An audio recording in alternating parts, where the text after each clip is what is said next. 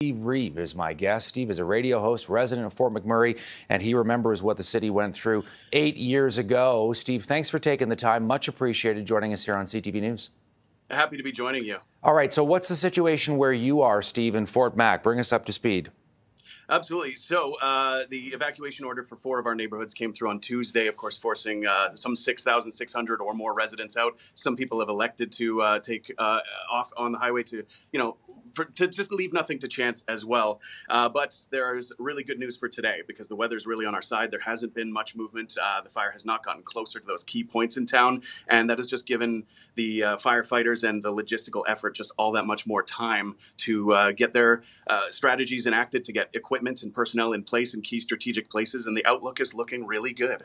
I see you're at your studios at 105 Cruise. Can I ask you, what the situation is in and around the neighborhood where you are right now? Yes, so it's really rainy today, which is really, really welcome, of course, and the forecast is saying rain for the next several days. I think there's a really big collective sigh of relief that's gone out from the people in town, and a great number of people are still here in the community. There's a little bit of chaos and confusion as to what businesses and organizations are still open and what services they're providing. Of course, that's been diminished by less staff or less people, personnel, and stuff because they have been evacuated or simply just out of town otherwise or busy taking care of their lives. But it's definitely, prognosis is good, and I think that spirits are a lot higher today, even for people who are evacuated. I've talked to a couple friends who are in Edmonton and Calgary, and they're so thankful to see the weather the way it is today. And the news in the latest update this morning seems good. What's it like, though, having been through that 8 years ago, back in 2016? And, we covered it extensively here on News Channel, what you guys went through and all the devastating, things that we saw, the evacuations, the fires, and just, people that were at their wits' end dealing with what happened 8 years ago in and around Fort Mac. And here we are again, of course, hopeful that this is not going to turn into that. But what are you hearing? What are you seeing? How are you feeling, Steve, too? Yeah, well, I can tell you today I'm feeling a lot better, and it really the conditions, the scenario is a lot different, even despite the similarities. I think Tuesday was a very scary day, especially for those who had gone through the evacuations and the situation in 2016. By comparison, back then in 2016, there was people that were hearing knocks on their door saying desperately, like, you have to leave now. Grab what you can, get in the car, leave now. We're not talking about in 5 minutes. We're talking about 5 minutes ago. And this time around, the evacuation order was preceded with an evacuation standby to say these neighborhoods will need to be ready to go within 2 hours, giving people all that much more time, ample opportunity to make the choices about what they can make and think more clearly.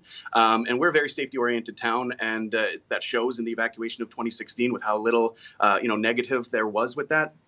But this is, it really is a completely different scenario. And I really do think that we're not going to see more evacuations. That's just my personal take on how the situation has been unfolding and the reports that are coming in. I think we're going to be able to see people returning back to the community pretty soon, but certainly not before the long weekend is over. Yeah, we were hearing about that, May 21st, give or take. It could be longer than that.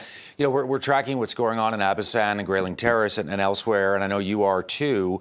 What's the mood, if you can give me a sense of how people feel in terms of how the Alberta government has handled this time around?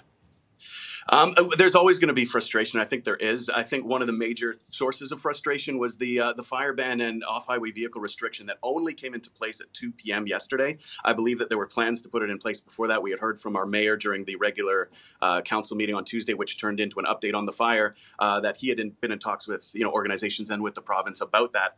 But in my personal opinion, far too late. That should have been in place sooner, and it's unfortunate to see that did come in afterwards. We even had a new wildfire that did start north of the town yesterday prior to that being enacted, and obviously there was no thunderstorms or anything like that. It's very significant high chance that it was a man-made intervention, but they did jump on it right away with the fire efforts and suppression efforts. It's now classified as being held. It's very small, doesn't seem to be a concern anymore.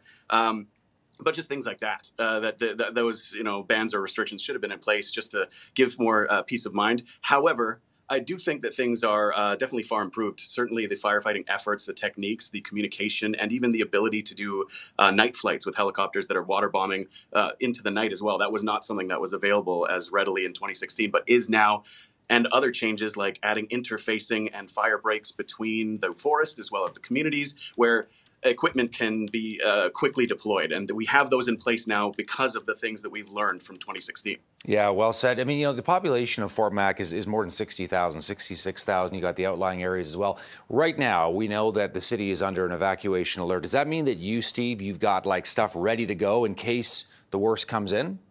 Absolutely. So as soon as that alert came through for people to be ready to go in short notice, different to the one that came out for those communities that was for the 2-hour heads up on Tuesday. This came out on Friday of last week. And yeah, we packed our 72-hour bag. We had things ready to go, started having the conversations about what can you carry with you that you need to bring that, has that deep sentimental value or something that's going to help you with your life or your survival.